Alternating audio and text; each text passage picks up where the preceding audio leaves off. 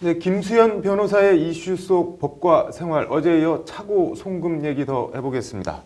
김 변호사님, 이 엉뚱한 사람 통장으로 돈을 잘못 보내는 차고 송금, 이렇게 차고 송금이 이루어지면 법적 관계가 어떻게 되나요? 네, 차고 송금이 이루어지게 되는 경우 이 문제는 송금인 그리고 수취인 그리고 은행 사이에서 문제가 되는데요. 네. 우선 송금인과 수취인의 관계를 살펴보면 일반적으로 계좌이체를 할 때에는 그 원인이 되는 관계가 있습니다. 예를 네. 들어 물건을 구매했다든지 아니면 용돈을 준다든지 아니면 돈을 빌린 것을 갚는다든지 이런 원인으로 인해서 계좌이체를 하게 되는데 이 차고 송금의 경우에는 네. 송금인과 수취인 사이에 사실 어떤 원인이 되는 관계가 없습니다. 네.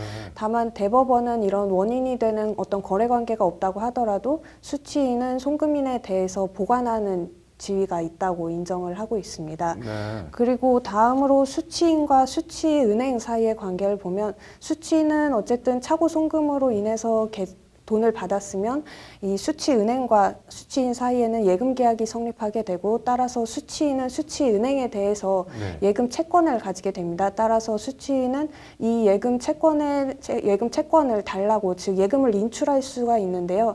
다만 이렇게 인출하게 되면 대법원의 견해에 따르면 수취인은 보관하는 지위에 있는 자이기 때문에 횡령죄가 성립을 하게 되는 것입니다. 네.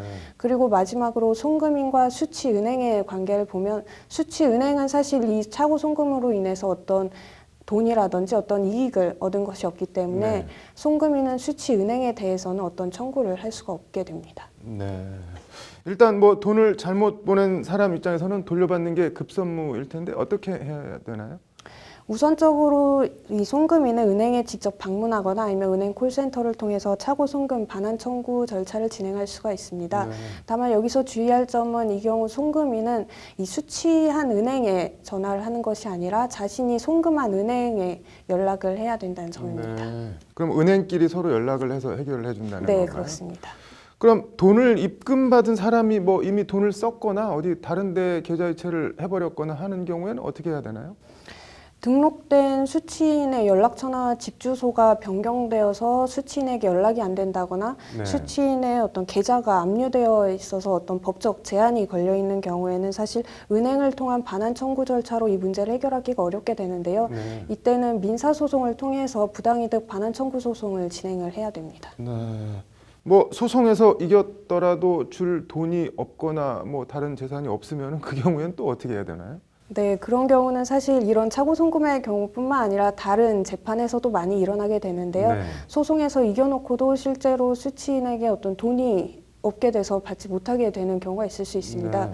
그런 경우에는 우선 수취인에게 다른 재산이 있는지, 예를 들어 다른 예금 채권이 있다거나 아니면 부동산이나 뭐 자동차가 있는지 알아보고 강제 집행 절차를 진행을 해야 되겠고요. 네. 그리고 수취인에게 반환할 돈이 없다는 것은 수취인이 그 계좌에서 돈을 뺐다는 것을 의미하므로 횡령죄가 성립할 여지가 있습니다. 네. 따라서 형법상 뭐 횡령죄로 고소하겠다라고 하면서 일종의 압박을 가할 필요가 있겠습니다. 네. 일단 뭐 차고 송금을 하면은 머리 아플 일만 남는 것 같은데 이거 뭐 방지책 같은 게 있나요? 네, 금융회사는 그래서 이런 경우 인터넷 뱅킹이나 스마트폰 네. 뱅킹 시 수취인 계좌의 일정 시간 이후에 금액이 입금되는 지연이체 서비스를 제공하고 있습니다. 네. 따라서 잘못 송금했을 때 이렇게 취소할 수 있는 시간적 여유를 가지게 될 수가 있습니다. 네. 뭐 개인적으로 차고 송금 사전에 방지하려면 뭐 어떤 게 있을까요? 기본적으로는 마지막으로 이체 버튼을 누르기 전에 기본적인 수취인 네. 이름과 은행 계좌번호 그리고 금액을 확인할 필요가 있겠고요. 또 금융회사는 과거에 정상적으로 거래가 완료된 수취인 정보와 계좌를 자주 쓰는 계좌로 등록하는 네. 서비스를 제공을 하고 있습니다. 따라서 이런 서비스를 적극적으로 활용할 필요가 있겠습니다. 네. 뭐 마지막으로 간략히 차고 송금 대처법 정리 부탁드리겠습니다.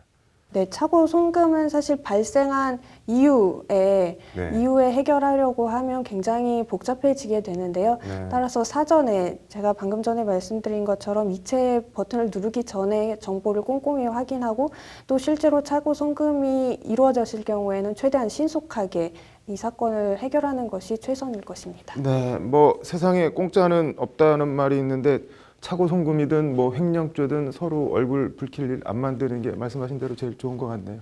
잘 들었습니다.